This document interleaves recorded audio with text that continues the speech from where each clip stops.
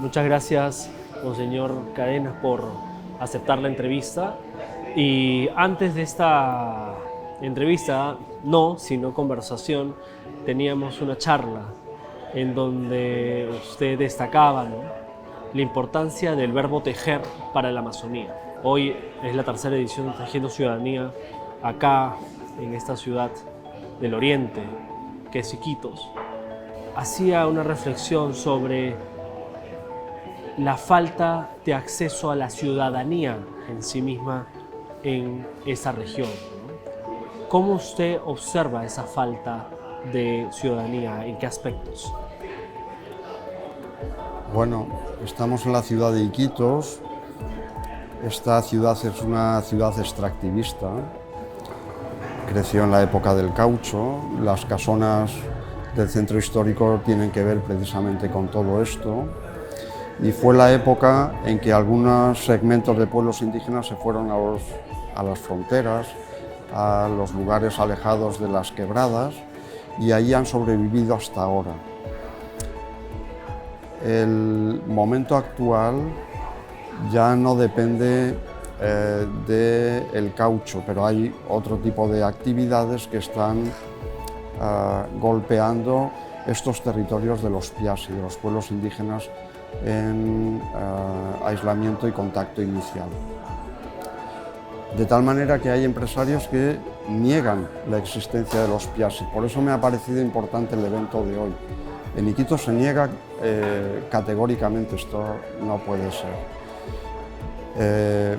Negar la existencia significa que se puede invadir sus territorios, y negar la existencia significa que puede haber un genocidio. Por eso es importante eventos como este que permitan tejer ciudadanía, pero todavía hay muchísimas personas, además de los Piasi, que no tienen condiciones mínimas dignas de vida. No tienen educación de calidad, no tienen sanidad de calidad, no tienen teléfonos, internet, digamos lo más mínimo, no tienen agua potable, para resumir. Mientras las democracias no resuelvan los problemas concretos de la gente, pues habrá grandes sectores de la población que no le den ninguna importancia a la democracia porque no le ayuda en nada. Y esto lo que hace es crecer el populismo. Por eso es importante tejer ciudadanía, pero primero reconocer a las personas como ciudadanos. En esta búsqueda de tejer ciudadanía hay barreras que se han explicitado el día de hoy. Una de ellas es el miedo creciente. ¿A qué se debe ese miedo? El miedo tiene que ver con economías ilegales, narcotráfico, extracción ilegal de oro, tala,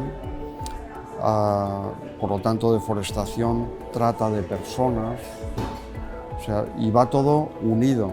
No es que cada actividad es independiente, sino que digamos que hay una complicidad entre ellos, de tal manera que hay comunidades y personas que se sienten asfixiadas, ahogadas, y por lo tanto es un miedo muy real.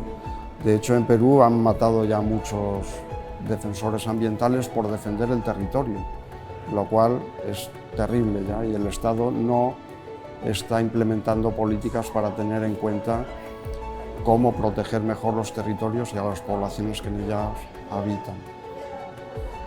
En la exposición en la mañana se mencionaba también cómo las personas en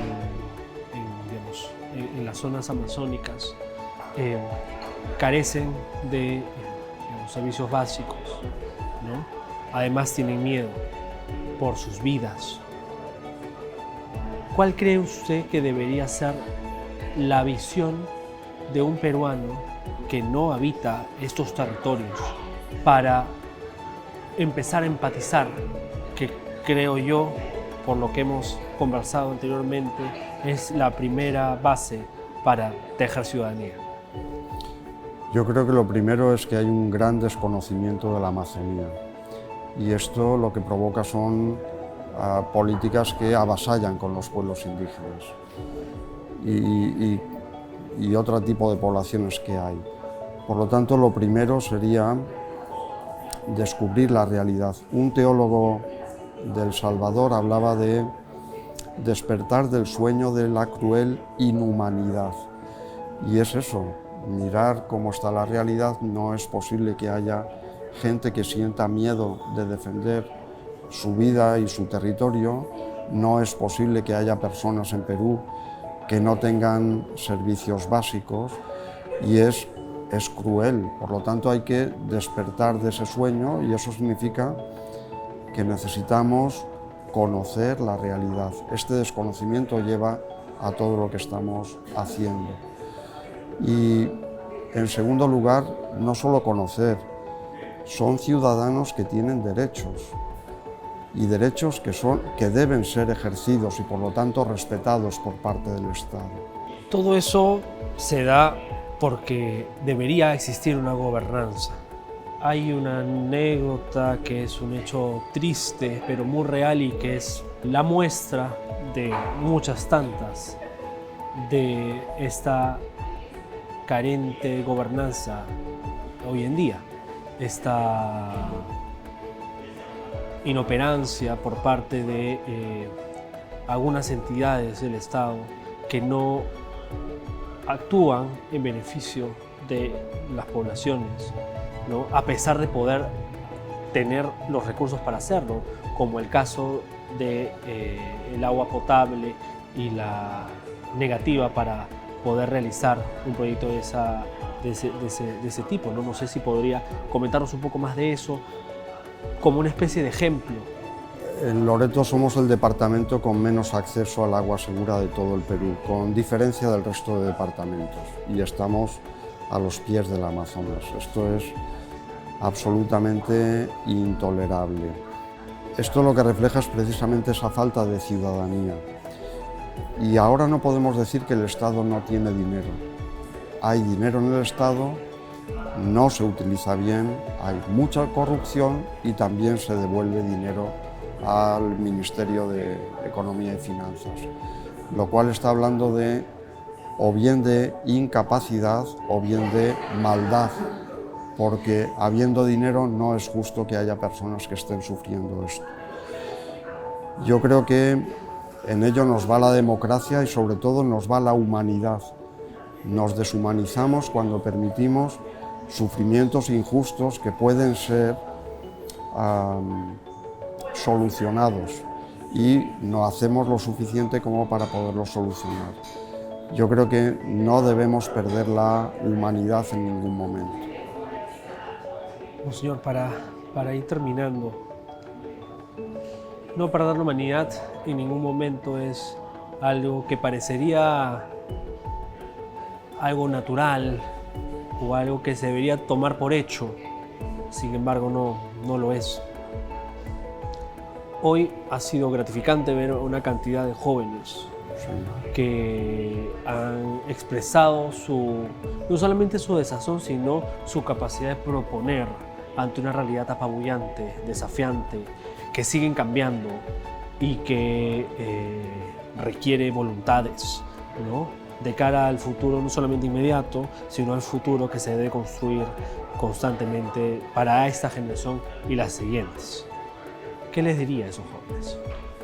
Bueno, en primer lugar me ha alegrado mucho que hayan venido jóvenes que han tenido reuniones previas ya en los distintos espacios para poder llegar a Iquitos. Creo que eso es un tejido fundamental. Yo les diría que escuchen a su corazón, que se preparen bien. Creo que es muy importante que tengan una buena preparación, que exijan al Estado oportunidades de estudio y que después con esa razón cordial pues no se deshumanicen y por lo tanto busquen construir un país diferente al que tenemos ahora, donde hay tanta gente que está excluida. Pero sin duda es una fuente de esperanza que haya habido tantos jóvenes y que hayan participado con sus comentarios y preguntas, porque es evidente que no están de acuerdo con lo que hay y que desean un Perú diferente. Eso es esperanzador. Ha sido Monseñor Miguel Cadenas, obispo de Iquitos, con nosotros. Muchas gracias, Monseñor. Muy bien, gracias.